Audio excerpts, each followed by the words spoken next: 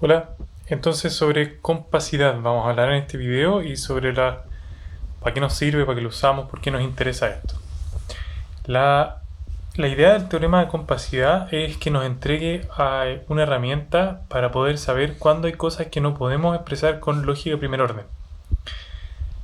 ¿Por qué nos importa saber que hay cosas que podemos expresar con lógica de primer orden?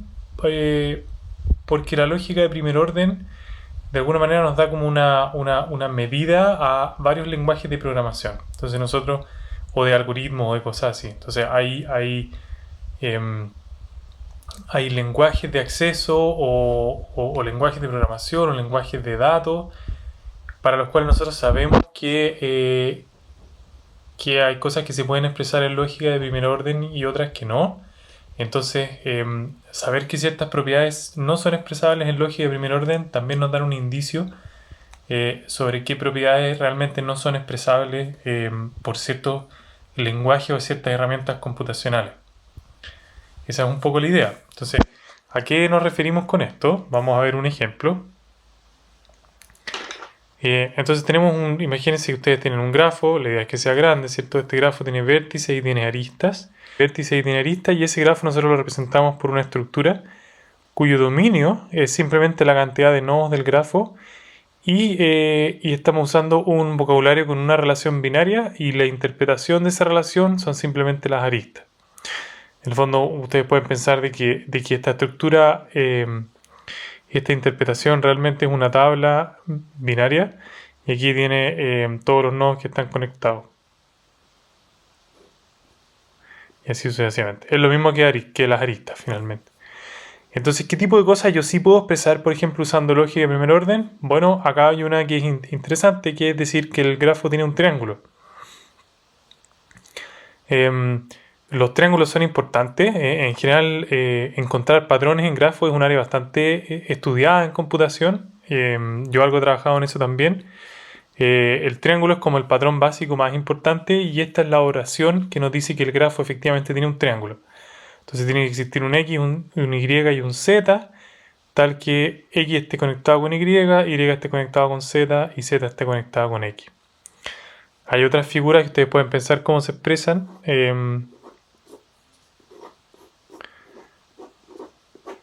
No es que yo esté dibujando cualquier cosa. Esta figura, bueno, le llaman el bow tie o la corbata. Y es importante porque esta es la figura, por ejemplo, que usa Facebook para recomendar.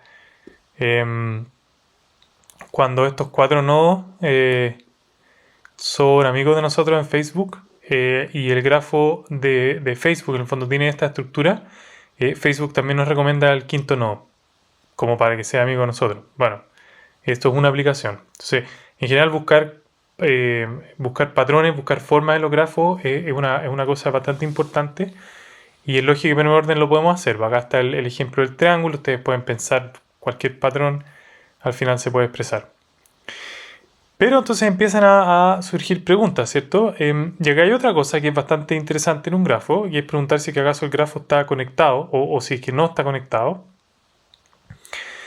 Y nos salta la duda si es que acaso eso se puede expresar o no se puede expresar en lógica de primer orden. Entonces, si lo tenemos que escribir como una propiedad, ¿cierto? Aquí estamos pensando en la propiedad de todos los grafos G, tal que G no es conexo, se llama esto. Y en español eso significa son todos los grafos G tal que hay dos nodos que no están conectados. Entonces nos gustaría hacer algo como esto en lógica de primer orden. Entonces existe X, existe Y, tal que X no está conectado con Y. Em,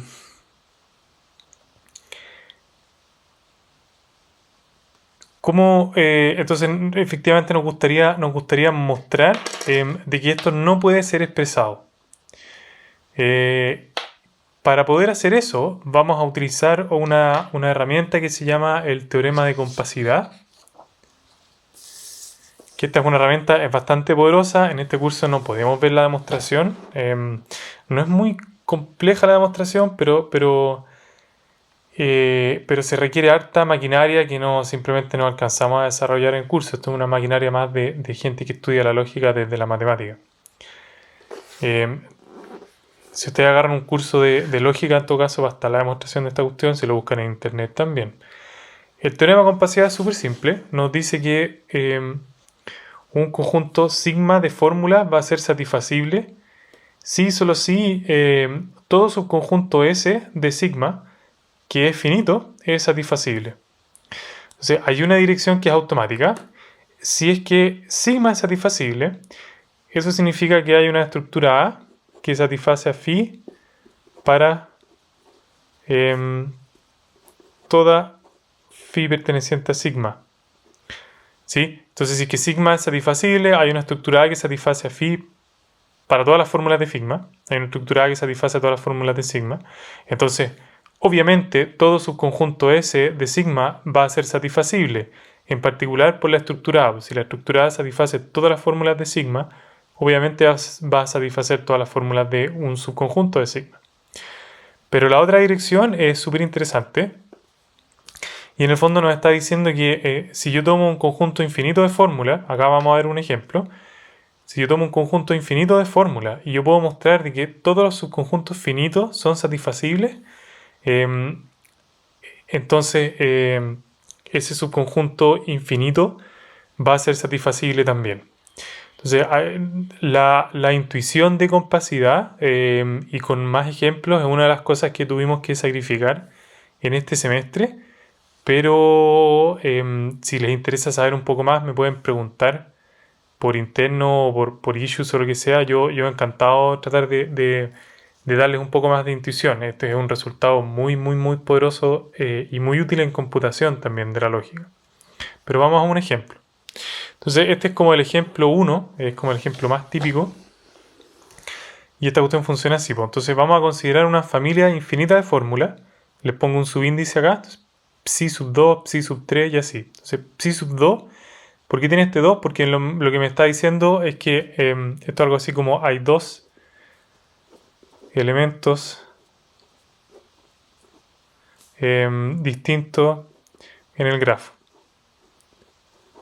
Todavía estamos sobre el mismo vocabulario de los grafos. Este vocabulario que tenía solamente una relación binaria. Aquí ni siquiera lo estoy usando porque estoy hablando de los elementos. No estoy usando relaciones, sino que solamente desigualdad. Por si acaso, para los puristas, ¿cierto? Cuando digo que x es distinto de y, si nosotros queremos seguir la sintaxis que tenemos en las notas, lo que realmente estoy diciendo es que no es verdad que x es igual a y. Entonces, psi sub 3 simplemente me dice, bueno, hay tres nodos, ¿cierto? Existe x, existe y, existe z, que son todos distintos. Entonces, para poder satisfacer esta fórmula, realmente necesito tres nodos distintos. Uno lo mando a x, otro a y y otro a z. Lo que está acá me obliga a que la asignación sea distinta. Y así yo puedo calcular todos los psi y los puedo unir y los puedo meter en este conjunto sigma. Entonces sigma ahora tiene todos los psi con i mayor o igual que 2. Este conjunto sigma es un conjunto infinito. Y no sabemos a priori si es satisfacible o no es satisfacible. Entonces para ver si es satisfacible o si no es satisfacible, lo que podemos hacer es que podemos usar el teorema de compacidad y podemos empezar a analizar todos sus subconjuntos finitos. Entonces, recapitulando, tenemos este conjunto sigma.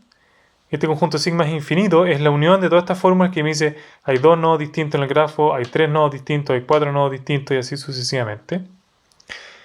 Y para entender si es que este conjunto es satisfacible por algo o no, estoy mirando sus subconjuntos finitos. Entonces, si yo tomo un subconjunto finito de sigma arbitrario, como es un subconjunto finito, voy a tener una cierta cantidad de estas fórmulas.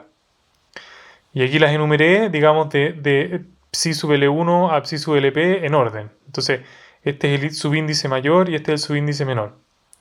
Ahora, por cómo funciona esta fórmula, ¿cierto? Esta es la fórmula que me dice que hay L1 elementos distintos, después L2 elementos distintos, y esta es la fórmula que me dice que hay LP elementos distintos. Entonces, cualquier grafo que tenga más de LP nodos, de hecho, LP o más nodos, va a satisfacer a toda esta fórmula. Si yo asumo que L1 es menor que todos estos, que todos los L son menores que LP, y estas fórmulas me dicen que hay un L1, L2 y etcétera, elementos distintos en el grafo, esta fórmula en particular me dice que tienen que haber LP elementos distintos en el grafo. Si yo tengo un grafo que tiene más de LP nodos, entonces satisface a todas estas cosas. ¿Qué es lo que estoy probando acá? Que si yo tomo un subconjunto S arbitrario, ese subconjunto S es satisfacible.